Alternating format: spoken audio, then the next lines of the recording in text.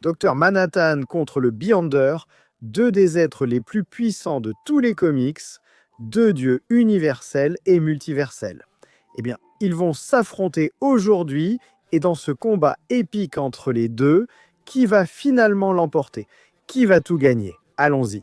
Docteur Manhattan, également connu sous le nom de John Osterman, n'était qu'un physicien ordinaire jusqu'à ce qu'il devienne un être doté de pouvoirs divins.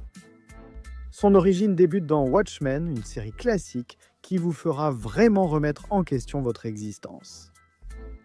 Dans cette histoire, John Osterman travaillait dans son laboratoire lorsqu'il a été pris dans un soustracteur de champ intrinsèque, ce qui est juste une façon sophistiquée de dire qu'il a été désintégré et tué. Mais ensuite, il a été réassemblé au niveau quantique, ce qui lui a donné des pouvoirs dignes d'un dieu. Alors, quels sont les pouvoirs de Manhattan Noir, vous vous demandez peut-être? Bonne question. Eh bien, pour commencer, il peut manipuler la matière et l'énergie, créer et détruire la vie, et même manipuler le temps lui-même. En gros, c'est le code de triche ultime. Il peut se téléporter instantanément n'importe où dans le monde, ce qui veut dire qu'il n'a jamais à faire face aux embouteillages. Et il est pratiquement indestructible, donc inutile d'essayer de le combattre.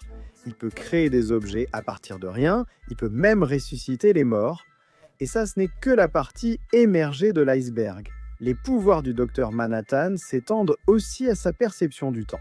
Il comprend parfaitement le temps comme un concept linéaire, ce qui signifie qu'il peut voir le passé, le présent et le futur en même temps. Cela lui permet de prédire facilement les événements et de prendre des décisions stratégiques. En d'autres termes, c'est toujours lui le plus intelligent dans la pièce, toujours plusieurs coups d'avance sur tout le monde autour de lui. Et puis il y a une autre chose qui rend Dr Manhattan vraiment puissant, c'est en fait son détachement total de ses émotions. Croyez-le ou non, il ne ressent pas de bonheur, il ne ressent pas d'amour, il ne ressent même pas de haine ou de colère. Il ne ressent tout simplement rien. Et à cause de ça, ça lui permet de prendre des décisions et d'agir d'une manière qui serait impossible pour pratiquement n'importe quel héros de l'univers Detective Comics. Et parfois, ce n'est pas toujours la meilleure chose. Tu te souviens comment Manhattan a une vision complètement différente du temps par rapport à nous? Comment il peut voir le temps comme un concept réel et percevoir le passé, le présent et le futur en même temps? Mais le fait qu'il puisse exister à toutes les époques, partout, tout le temps, littéralement être présent dans toutes les lignes temporelles en même temps, eh bien cela lui permet de vivre des lignes temporelles alternatives, de voir le futur et le passé et comment tout cela se déroule. Et pas seulement ça, mais cela lui permet aussi de manipuler différents événements et de changer le cours de l'histoire, comme il pourrait empêcher Jor-El de mourir dans l'explosion de Krypton, ce genre de choses. Il peut changer l'issue de n'importe quel combat ou bataille, voire changer le cours de ta propre vie. Évidemment, cela fait de lui un être très puissant dans l'univers Detective Comics. Mais il ne se limite pas à manipuler les événements de la ligne temporelle. Manhattan peut en réalité manipuler des lignes temporelles entières, ce qui nous amène à Flashpoint et au New 52.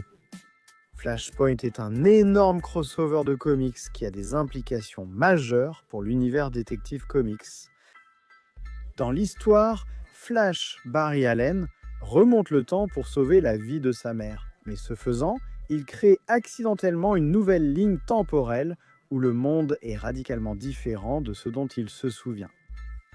Superman a été capturé par le gouvernement américain lorsqu'il était bébé, Bruce Wayne a été tué dans cette ruelle et Thomas Wayne est devenu Batman. Atlantide et Themyscira étaient en guerre l'une contre l'autre. Le monde était littéralement un vrai chaos, alors Flash essaie de tout inverser et de remettre les choses en ordre. Mais ça ne s'est pas vraiment passé comme ça. À la place, un nouveau 52 a été créé, un grand redémarrage pour Detective Comics et leur continuité. Beaucoup de personnages ont vu leur histoire et leur passé modifié et réécrit. Beaucoup des grands événements et intrigues de Detective Comics ont tout simplement été effacés. Et Superman a cessé de porter son caleçon sur son pantalon. Il s'avère finalement que rien de tout cela n'était dû à Flash. Il n'a rien causé de tout cela. En réalité, c'était le Docteur Manhattan. C'est lui qui était à l'origine de Flashpoint et il a pu détruire tout cet univers sans effort. C'est lui qui a réussi à retirer 10 ans de la chronologie principale de Detective Comics et a lancé l'univers New 52, l'utilisant en gros comme sa propre boîte de pétri et expérience scientifique pendant qu'il explorait la nature du temps et toutes ses causalités. Bien sûr, cela ne pouvait pas durer éternellement, et quand cela a pris fin, beaucoup de conséquences imprévues sont arrivées avec. C'est là que Doomsday Clock intervient. Les événements de Doomsday Clock se déroulent à la suite de l'événement Detective Comics Rebirth, qui a vu le retour de Wally West et de tous les autres personnages qui avaient auparavant été effacés de la continuité de Detective Comics. Les choses commencent à retrouver leur équilibre d'origine. Et il est révélé que le Docteur Manhattan est le responsable de tous ces changements dans la chronologie de Detective Comics, le marionnettiste dans l'ombre qui manipule tout le monde et tout ce qui se passe.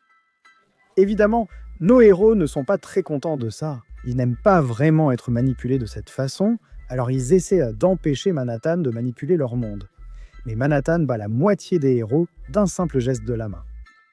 Il a facilement absorbé les pouvoirs de Green Lantern et la magie n'est pour lui qu'une anomalie statistique qu'il peut manipuler sans effort. Littéralement, aucun héros ne pouvait se mettre en travers de son chemin. Bien sûr, ils ont essayé, mais ils ont tous échoué parce que, évidemment, c'est un véritable dieu qu'ils affrontent. Et pas comme Wonder Woman qui est une déesse ou Superman qui est aussi puissant qu'un dieu. Je veux dire littéralement un dieu, avec un grand D, un vrai dieu. En gros, personne ne pouvait le battre. La seule façon dont Doomsday Clock s'est terminé, c'est quand Manhattan a réalisé l'erreur de ses actes.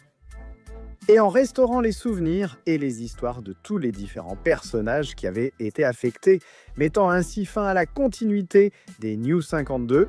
Mais tu veux savoir comment il a fait ça? Eh bien, il a pris le métavers Detective Comics, un univers unique et singulier. Et il a tout détruit, puis il a tout recommencé 7 fois sans intervenir. Finalement, il a décidé de quitter complètement l'univers Detective Comics, pensant qu'il valait mieux le laisser se réparer tout seul.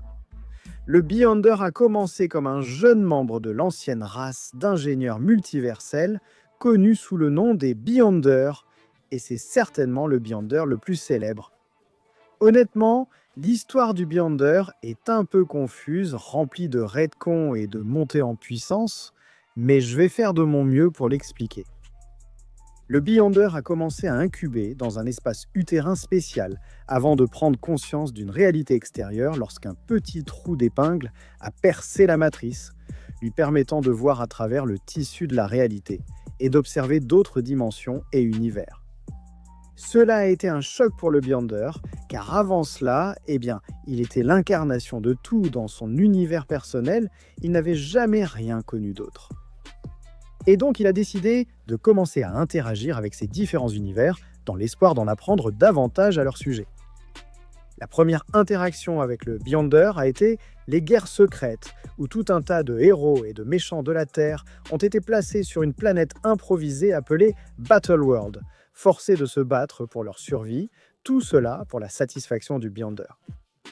Quand les guerres secrètes ont pris fin, le Beyonder a commencé à adopter une approche plus directe et à interagir directement avec différents univers, descendant de sa réalité jusque dans notre domaine, où il se retrouvait constamment à être l'être le plus puissant de toute l'existence.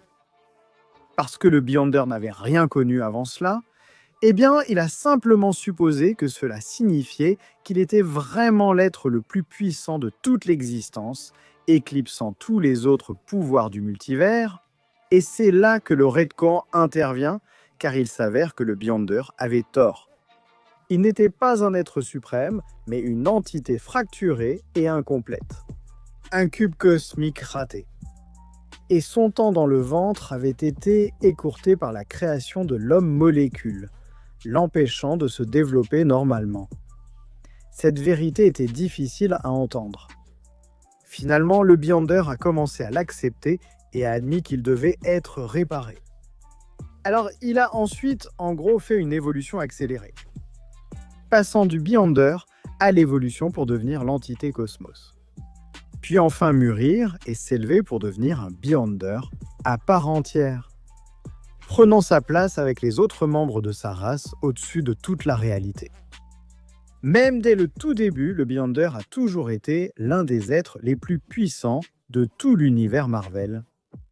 Même à son niveau le plus faible, alors que le Beyonder était encore un être aux dimensions infinies, il existait en tant que totalité de son propre univers infini. Il pouvait littéralement faire tout ce qu'il voulait. D'une force infinie, d'une résistance infinie, capable de créer ou de faire tout ce qu'il pouvait imaginer. C'est juste un personnage incroyablement puissant. Mais ensuite, le Beyonder a fusionné avec la partie de son énergie qui avait été enfermée, évoluant en un cube cosmique parfait, devenant encore plus puissant qu'il ne l'était auparavant. Il était désormais l'égal de Kubik et Cosmos, capable d'écraser facilement la version plus faible du Beyonder, ou assez puissant pour écraser tout le royaume Beyond à main dessus. Désormais, cette version améliorée du Beyonder leur était égale. Cependant, cela ne s'est pas arrêté là pour le Beyonder, car il a réussi à achever son évolution et à atteindre sa forme la plus pure, où il a transcendé le multivers et a rejoint les siens dans la salle des machines de toute la création, se plaçant au-dessus et au-delà de toute existence. Le Beyonder est maintenant au-dessus de tout. Littéralement, au-dessus de tout, en fait, il s'est libéré des chaînes de l'être suprême et s'est échappé de la maison des idées, atteignant en quelque sorte un état de liberté vis-à-vis de Marvel Comics lui-même. Blue Marvel l'a dit le mieux, le Beyonder était en train d'atteindre le véritable état de Bouddha. Ouais, c'est ce type-là. Il n'est pas juste un Beyonder, il est le Beyonder. Alors, qui gagne ? Eh bien, analysons ça. Ces deux gars, ce sont en gros deux dieux dans leurs univers respectifs. Ce sont comme les dieux des dieux. Ils sont tous les deux capables de faire littéralement tout ce qu'ils veulent. Donc dans un combat comme ça, tout dépend vraiment de leur position dans la hiérarchie cosmique. Parce que, je veux dire, oui, ils peuvent tous les deux détruire l'univers. Les Avengers ou la Ligue des Justiciers ou quoi que ce soit de ce genre, c'est vraiment rien pour eux, c'est du bas niveau, absolument. Mais qu'en est-il d'eux à leur meilleur niveau ? Eh bien pour Dr Manhattan, son meilleur exploit serait probablement quand le chevalier le plus sombre a pris le contrôle de Bat-Manhattan et s'est battu contre Perpetua. Maintenant, ce n'est pas le Dr Manhattan original, soyons clairs là-dessus. Cela se passe plutôt dans Death Metal du Chevalier Noir, considéré comme une version de Batman. Du Dr Manhattan. Un Batman Pattern. Cela montre quand même à quel point n'importe quel Dr Manhattan peut être puissant. En gros, ce qui se passe, c'est qu'il existe toutes ces versions tordues et sombres de Batman venant de l'univers sombre. Ils sont tous maléfiques et dérangés, mais le pire d'entre eux et leur chef, c'est le Batman qui rit. Wonder Woman a tué celui-ci, mais ça ce n'était pas la fin pour lui. Voyez-vous, non, il a toujours des plans de secours, sur des plans de secours, sur des plans de secours. C'est Batman après tout. Et l'un de ces plans de secours, c'est qu'il avait trouvé un Bruce Wayne quelque part dans le multivers, qui était entré en contact avec le badge du comédien et avait décidé de l'étudier, construisant son propre générateur de chants intrinsèques. Eh bien, alors qu'il était en train de faire ses expériences, le Batman qui rit l'a enfermé dans la machine, et l'accident qui s'en est suivi a donné à Bruce des pouvoirs similaires à ceux du Dr Manhattan. Après que Bruce ait réussi à reformer son corps des mois plus tard, après l'accident, le Batman qui rit l'a lobotomisé avant qu'il ne puisse devenir omnipotent et l'a gardé de côté pour un jour de besoin. Et maintenant, ses fidèles lieutenants, avec l'aide chirurgicale de quelques Alfred maléfiques, ont réussi à placer le cerveau du Batman qui rit dans le corps de Bruce Wayne, qui est un être d'énergie pure. Ils ont réussi à le ressusciter et il a obtenu les pouvoirs du Dr Manhattan au passage. Donc maintenant, le Batman qui rit possède les pouvoirs du Dr Manhattan, devenant ainsi le chevalier le plus sombre. Et même si c'est sans doute une version atténuée ou inférieure du Dr Manhattan original, cela restait suffisamment puissant pour attirer l'attention de Perpetua. Et maintenant, vous vous demandez peut-être qui est Perpetua ? Eh bien, c'est l'une des mains du grand omnivore. Elle a été la première créatrice du multivers, la mère du moniteur, de l'anti-moniteur et du forgeron du monde. Et vous savez quoi, Perpetua, la petite créatrice du multivers? Dans la nuit la plus sombre, ils se sont battus et ce Batman, avec les pouvoirs du docteur Manhattan, a réussi à la vaincre. Et dans ce combat, il a été dit que leur affrontement a fait rage à travers tous les niveaux de la réalité. Les histoires du multivers étaient en train de se déchirer à cause d'eux. Et la nuit la plus sombre a remporté ce combat. Lorsque Wonder Woman apparaît, elle est maintenant renforcée par les pouvoirs du docteur Manhattan. Ce qui n'est que de l'énergie de crise et de connexion.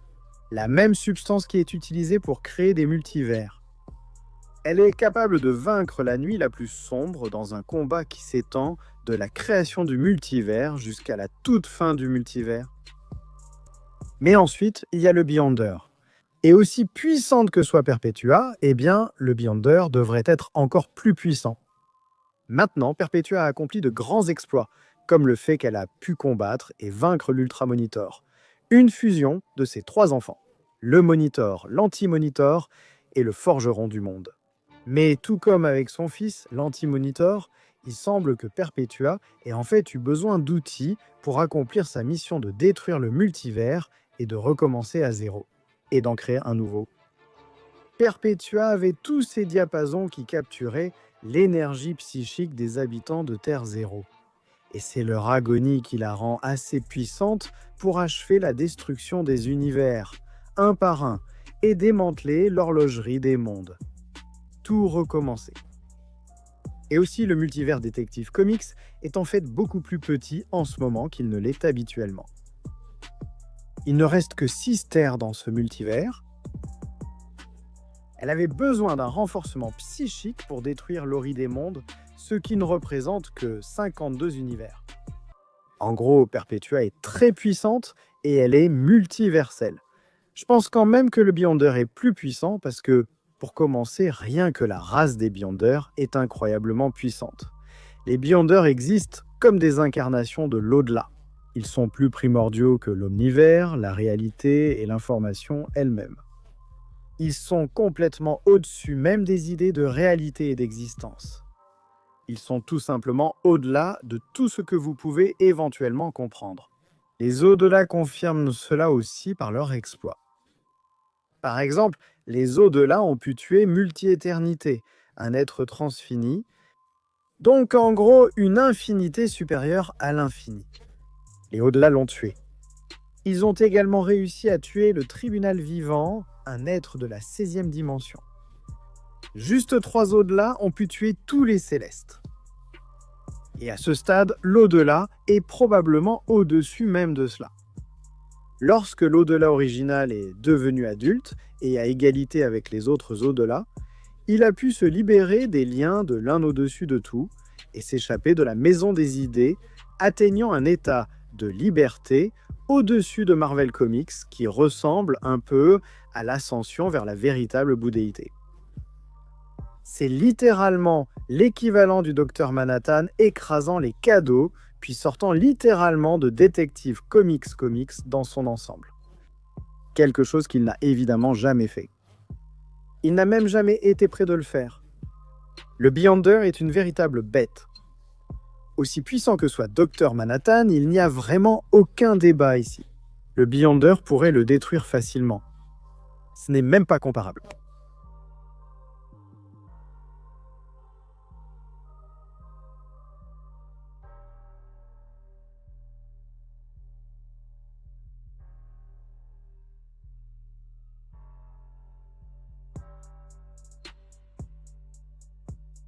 Merci.